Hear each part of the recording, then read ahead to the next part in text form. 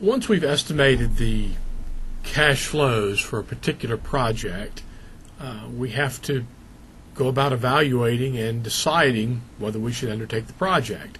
So we have several methods that are used for making this assessment and ranking investment proposals, ranking capital budget possibilities, capital budgeting possibilities. The three methods that we're going to look at are all commonly used. The first is the payback method, which is not really sound in a conceptual sense, but it's used nonetheless, and we'll talk about why it's used. There's also the internal rate of return, which is a more acceptable method and is commonly used. And finally, net present value, which is the most acceptable method and is also used quite a bit. The payback method is simply the time required. The payback is the time required to recoup the initial investment.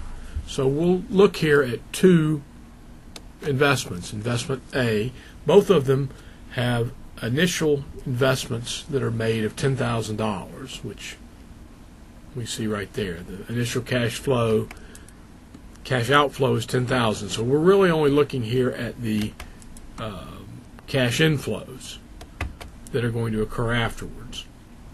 For investment A, the cash inflows, after 2 years, we've recouped our $10,000. We got $5,000 in year one, $5,000 in year two, and so our payback for that particular investment is 2 years. Payback equals 2 years. Okay.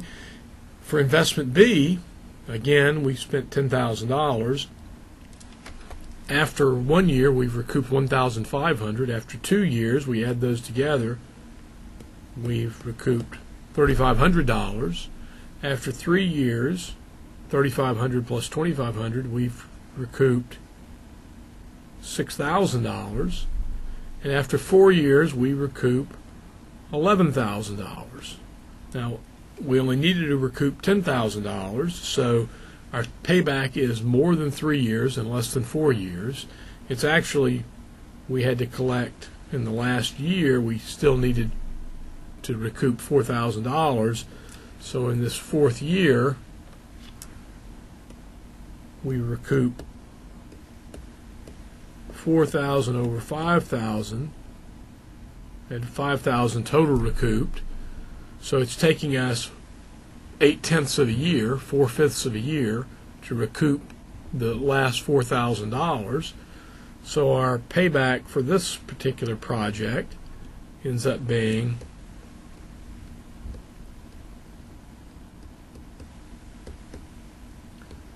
$4,000 over $5,000, or 3.8 years. Our first project, investment A, had a 2-year payback. Our second project, investment B, has a 3.8-year payback. The payback is shorter for project A, and therefore if our concern is to recoup our initial investment as fast as possible, we're going to choose project A. So the payback criteria, the rank ordering method, presumably would rank order these with investment A being chosen over investment B because it paid back our initial investment the fastest. Now, notice a couple of shortcomings. Let me clean up a little bit here.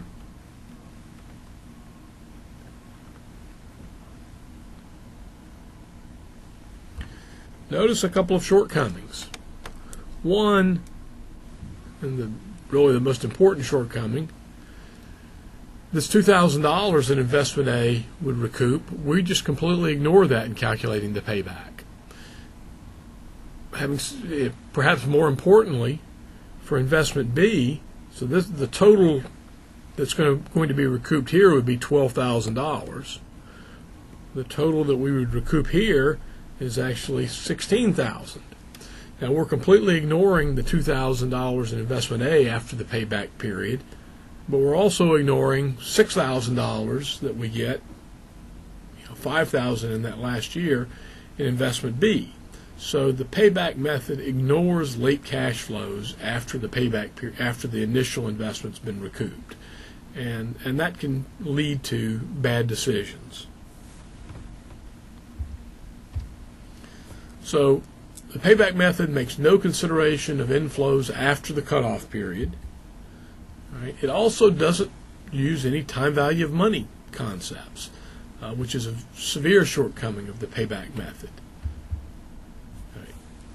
Now, to sort of highlight that, in general, an earlier return on your investment ought to be better. That's the reason we consider payback, the payback rule. That's the reason that people use the payback rule, is because it does recognize that getting the money earlier is better. But the payback rule frequently doesn't reflect this. Let's look at two potential investments. They're identical in terms of the aggregate cash flows, but for one firm, there's a $9,000 cash flow in year one and $1,000 the next year. For the other, there's $1,000 in year one and $9,000 in the second year. If we had a $10,000 investment, the payback on both of these would be 2 years. But clearly, the one that gives us our money earlier is better, because we recognize that time value matters. But the payback method ignores that. So, why do people use the payback method? Given these shortcomings, it ignores the late cash flows, it doesn't consider the timing of the cash flows. Well, there are a number of reasons. A big one, it's easy to understand. This is a rule that can be applied by someone who's never had a finance class at all. You just tell me how long it's going to take to get our money back, and they can do an analysis. So payback is, even in large companies, is sometimes used.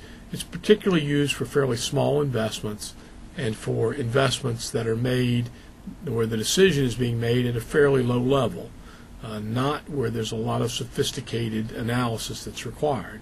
So it's easy to understand. It also emphasizes liquidity. All right? You can be reasonably confident that you're going to get your money back if you're going to get it back fast. It also has the positive attribute that it has to recoup the initial investment fairly quickly, or the project won't be taken.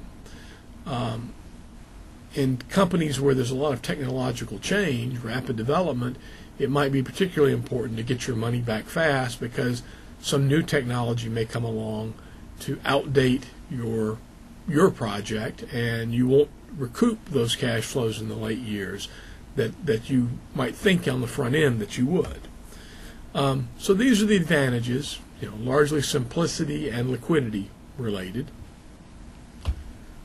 The big shortcoming, we've already mentioned this, it neglects the time value of money. That, in a nutshell, is the biggest one. It neglects some of the cash flows. It also neglects the time value of money, so it will often fail to produce an optimal decision. You will accept projects that you shouldn't, and you will reject projects that you should. That won't always happen, of course, but it's more likely to happen because it just neglects some of the important fundamentals.